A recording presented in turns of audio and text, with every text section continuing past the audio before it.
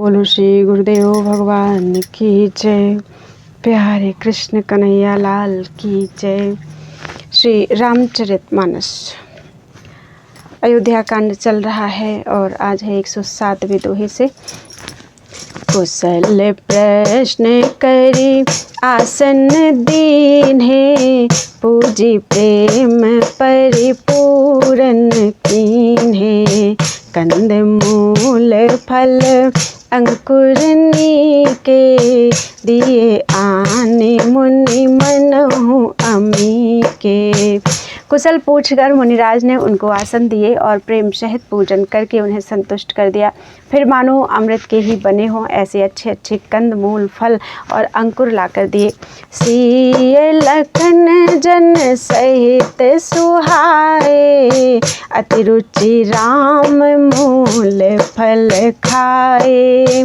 भय विगत श्रम राम सुखारे, भरद्वाज मृदु वचन उचारे।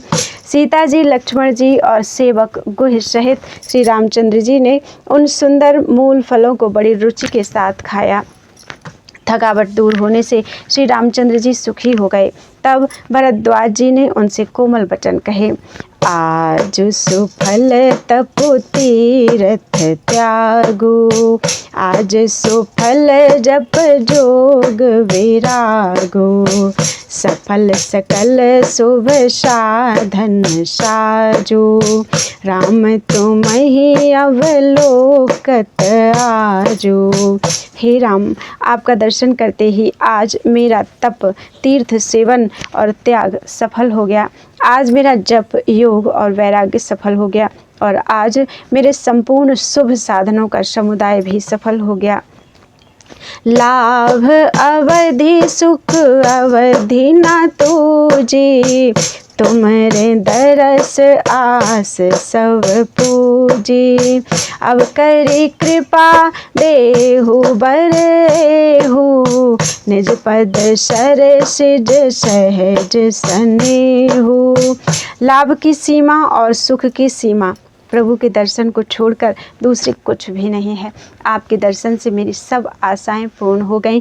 अब कृपा करके यह वरदान दीजिए कि आपके चरण कमलों में मेरा स्वाभाविक प्रेम हो।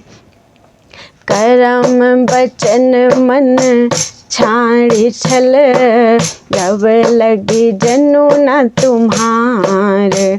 तब लगे सुख सपने हो नहीं, किए कोटि उपचार।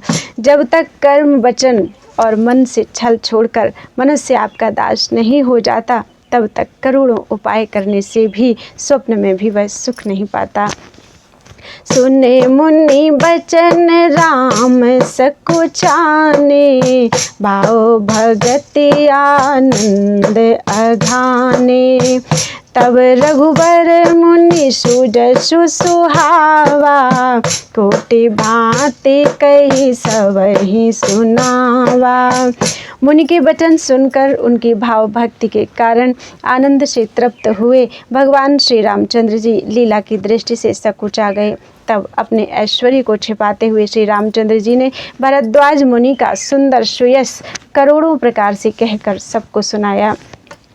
सो बड़ सो सब गुण गन गेहू, जेहि मुनि से तुम आदर देहु। मुनि रघुवीर परस पर नवहि, बचन अगोचर सुख अनुभवहि। उन्होंने कहा, हे मुनीश्वर, जिसको आप आदर दें वही बड़ा है और वही सब गुण समूहों का घर है। इस प्रकार श्री राम जी और मुनि भरद्वाज जी दोनों परस्पर विनम्र हो रहे हैं और अनिर्वचनीय सुख का अनुभव कर रहे हैं। यह शुद्धि पाई प्रयाग निवासी, बटु तापस मुनि सेध उदासी। भरद्वाज आश्रम सब आए, देखन दशरथ सुवन सुहाए। यह श्री राम, लक्ष्मण और सीता के आने की खबर पाकर प्रयाग निवासी ब्रह्मचारी, तपस्वी, मुनि, सिद्ध और उदासी सब श्री दशरथ जी के सुंदर पुत्रों को देखने के लिए भरद्वाज जी के आश्रम पर आए। राम प्रणाम कीन्ह सब काहू, मुदित भये लहि लोयन लाहू। देहि आशीष परम सुख पाई, फिर सराहत सुंदरताई। श्री रामचंद्र जी ने सब किसी को प्रणाम किया। नेत्रों का लाभ पाकर सब आनंदित हो गए और परम सुख पाकर आशीर्वाद देने लगे। श्री राम जी के सौंदर्य की सराहना करते हुए वे लौटे। राम कीन्ह बेश्राम, निशि प्रात प्रयाग नहाए। चले सहित सिय लखन जन, मुदित मुनि सिरुनाए। श्री राम जी ने रात को वहीं विश्राम किया और प्रातः काल प्रयागराज का स्नान करके और प्रसन्नता के साथ मुनि को सिर नवाकर श्री सीता जी, लक्ष्मण जी और सेवक गुह के साथ वे चले। राम सप्रेम कहेउ मुनि पाहि, नाथ कहिए हम के मग जाहि। मुनि मन बिहसि राम सन कहि, सुगम सकल मग तुम कहूँ आहि।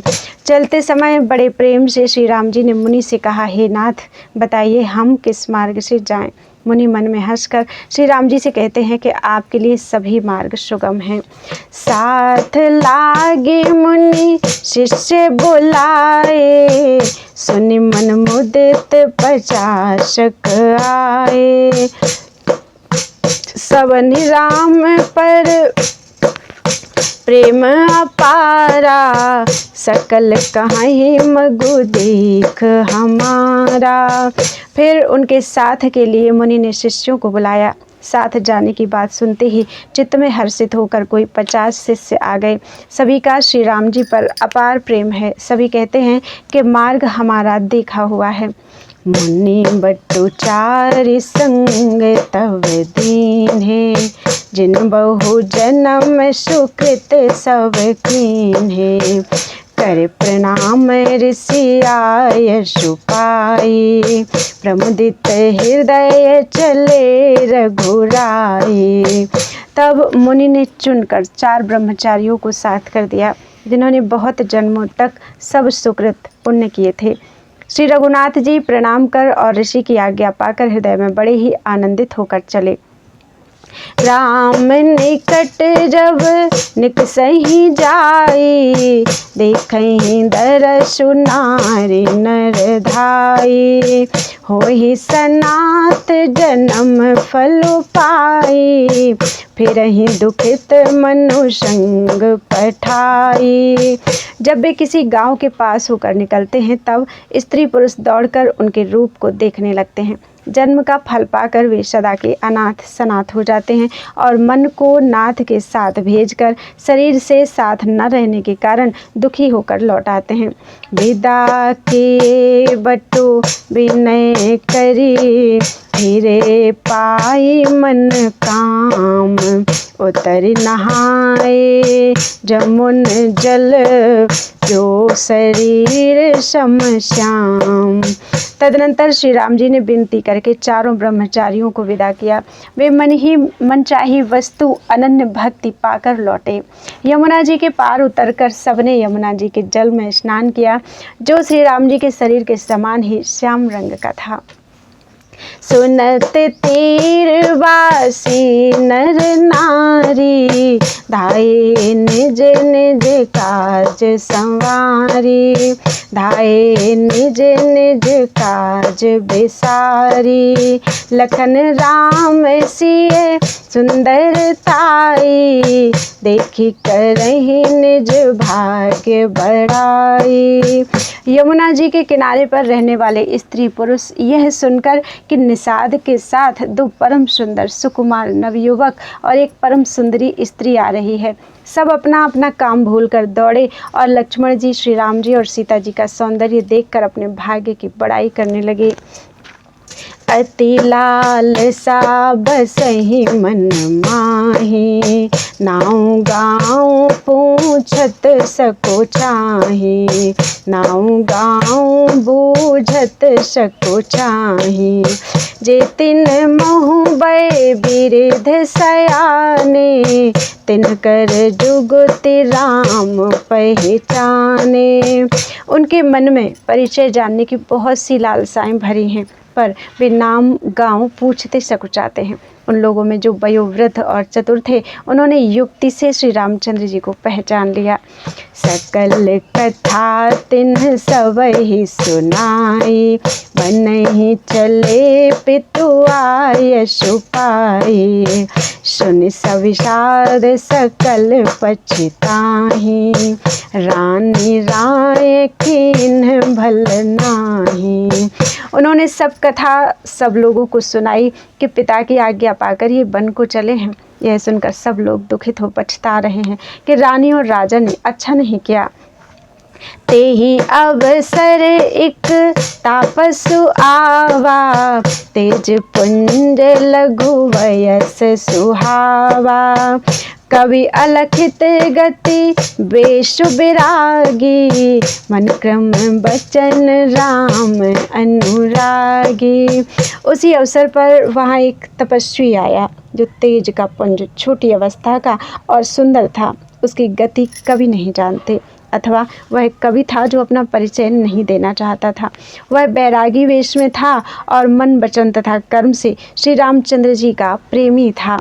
इस तेजः पुंज तापस के प्रसंग को कुछ टीकाकार छेपक मानते हैं और कुछ लोगों के देखने में यह अप्रासंगिक और ऊपर से जोड़ा हुआ सा जान भी पड़ता है, परंतु यह सभी प्राचीन प्रतियों में है। गोसाई जी अलौकिक अनुभवी पुरुष थे।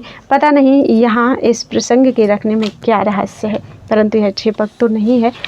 इस तापस को जब अलखित गति कहते हैं, तब निश्चय पूर्वक कौन क्या कह सकता है। हमारी समझ से ये तापस या तो श्री हनुमान जी थे या अथवा ध्यानस्थ तुलसीदास जी।